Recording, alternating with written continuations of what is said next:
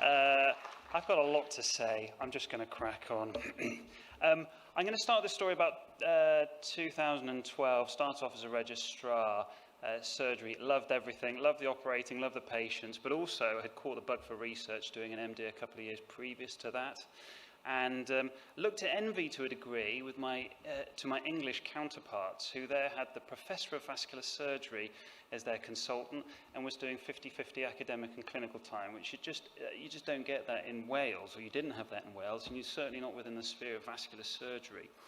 And I want to share with you a story about amputation research. Okay, now we do lots of things in vascular surgery, but an amputation is generally seen as a failure. We failed to save the leg. It's not technically difficult to do, okay? There's no industry interest, it's not sexy.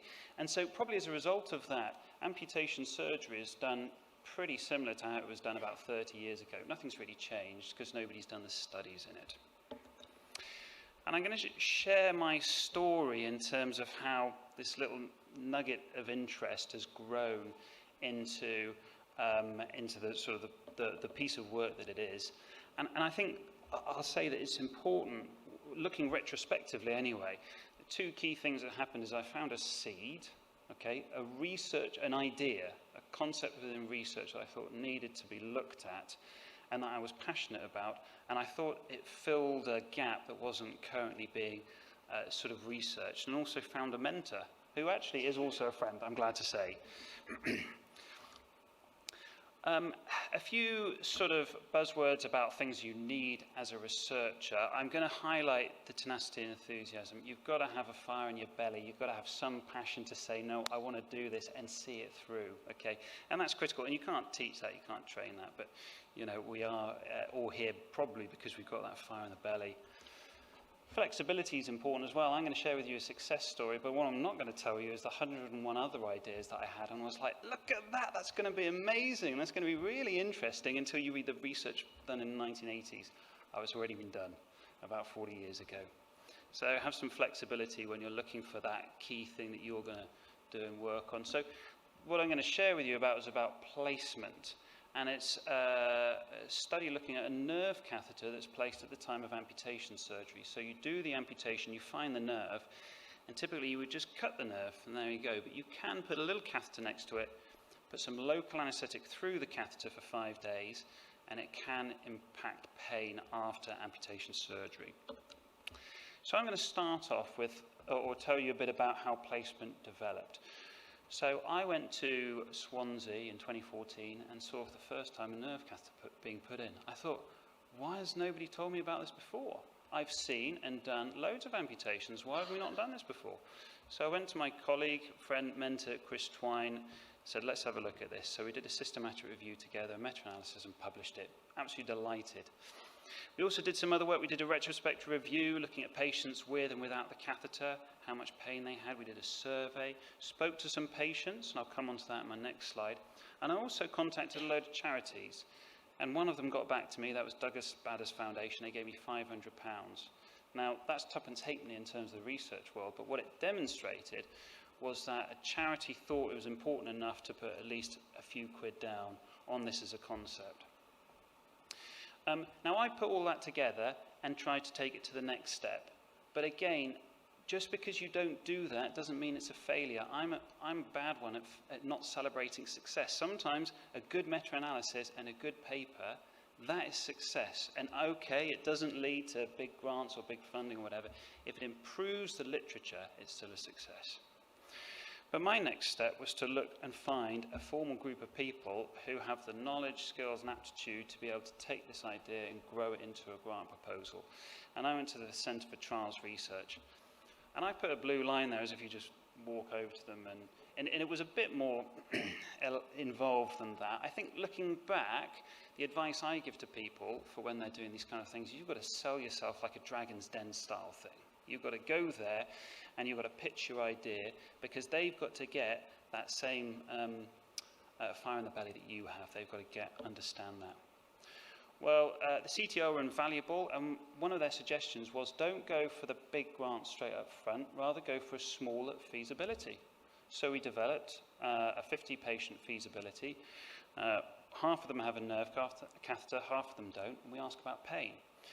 And we applied to Healthcare Research Wales and were successful in getting the RFPBB. So we did a 50-patient feasibility. This was about 6 years ago. Massive step forward, huge amount to learn. Well, there's a bit of hiatus as I did a fellowship and got a consultant post, but got back on the bandwagon of placement and put in a grant for an NIHR HTA, which was awarded in 22, and then we started working on it in 23. I said I'd talk briefly about patients. This is me with Dave Cox. He's a bilateral amputee. One amputation with a nerve catheter, one without. He supported us right from the start of the study. He's fantastic. We've also got Sian, who I don't know if I saw in the audience from last session, but her father had an amputation. She's been fantastic as well. And we're just about to go into BBC Radio Wales to talk about our feasibility results. I think I'm happier than he is, but he was happy on the day, just to say. Challenges. This is grant applications. Flipping heck. Right, these are the headings for a stage 2 HTA application. Ferocious, right? And if you think that's not quite enough, you also have to do a stage 1. And if that's also not enough, you've got 8 weeks to do it, okay? So I think I've only got one of these in me every 2 or 3 years. They really are ferocious. And one of the things which I haven't shared is that in between those, before, as I was applying for this, before that, I got the Healthcare Research Wales NHS Research Time Award. And being afforded time to be able to do this kind of research is imperative. I'll put my hand up and say I did an awful lot of evenings and weekends work as a registrar. That's sort of how I pushed it through. That's not sustainable in the long run.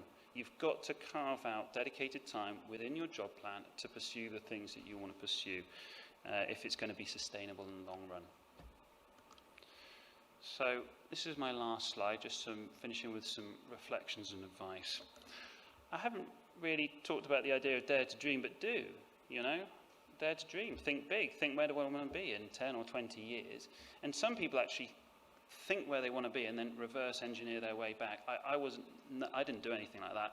I'm just enthusiastic. I just like doing what I'm doing. I like the research, I like the surgery. So I just ended up here almost by chance. Passion and enthusiasm are absolutely mandatory if you're going to take on these kind of things, because you're going to have to push it forward. We've spoken about a mentor.